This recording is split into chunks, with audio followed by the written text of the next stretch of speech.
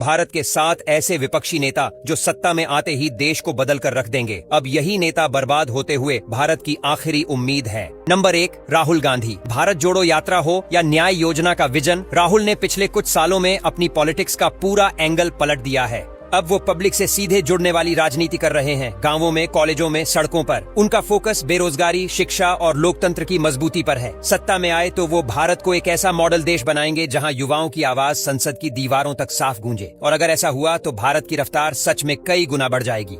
Number 2, Akhilesh Yadav. UP के सबसे आधुनिक मुख्यमंत्री कहे जाने वाले अखिलेश यादव ने जो काम छोड़ा था वो आज भी राज्य में मिसाल बनकर खड़ा है। एक्सप्रेसवे, मेट्रो और इमरजेंसी सेवाएं सबने यूपी को नई दिशा दी। वो टेक्नोलॉजी को गांव-गांव तक पहुंचाने में यकीन रखते हैं और उनका फोकस रहता है काम बोलता है पर न कि प्रचार पर। अगर उन्हें फिर मौका मिला तो यूपी ही नहीं पूरा देश डिजिटल इंडिया का असली चेहरा बन सकता है। नफरत की राजनीति छोड़कर विकास की दौड़ में आगे बढ़ना यही उनका एजेंडा है। नंबर 3, गौरव गोगोई। असम के इस नेता में उत्तर पूर्व की सादगी और दिल्ली की समझ दोनों है।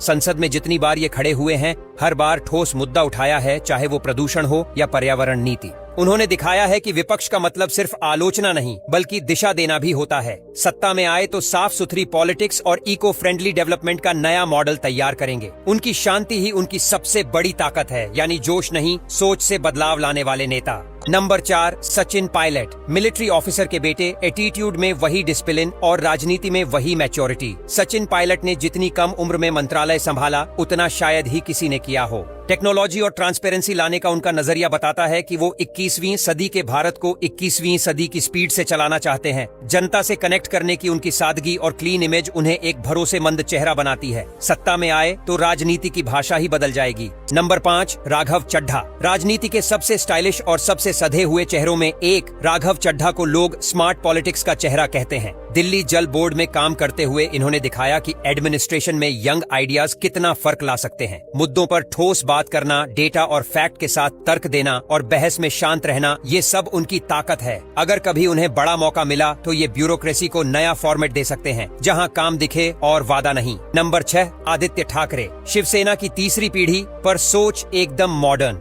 आदित्य ठाकरे ने जब मुंबई को 24/7 सिटी बनाने का आइडिया दिया था तो सबको झटका लगा कि ये लड़का सच में कुछ बड़ा सोच रहा है। इलेक्ट्रिक व्हीकल पॉलिसी और क्लीन एनवायरनमेंट पर उनका फोकस बताता है कि ये नेता आने वाले भारत को ग्रीन और ग्लोबल दोनों बनाना चाहता है। सत्ता में आए तो शहरों को ब्रीथ करने का मौका मिल जाएगा और सच कहें तो मुंबई जैसी सिटी के लिए ऐसा विजनरी लीडर बहुत कम दिखता है। नंबर 7, तेजस्वी यादव। बिहार की राजनीति में अगर किसी ने सच में युवाओं को उम्मीद दी है तो वो हैं तेजस्वी यादव। क्रिकेट के मैदान से लेकर विधानसभा तक का सफर तय करने वाले तेजस्वी सत्ता में आए तो सबसे पहले रोजगार का खेल पलट सकते हैं। उन्होंने बार बार कहा है कि नौकरी और शिक्षा हर परिवार का हक है और इसी एजेंडे के दम पर बिहार की तस्वीर बदलने का सपना दिखाया है। शांत दिमाग, तेज दिमाग और जनता की नब्ज समझने की कला, यही चीजें उन्हें बाकी नेताओं से अलग बनाती हैं।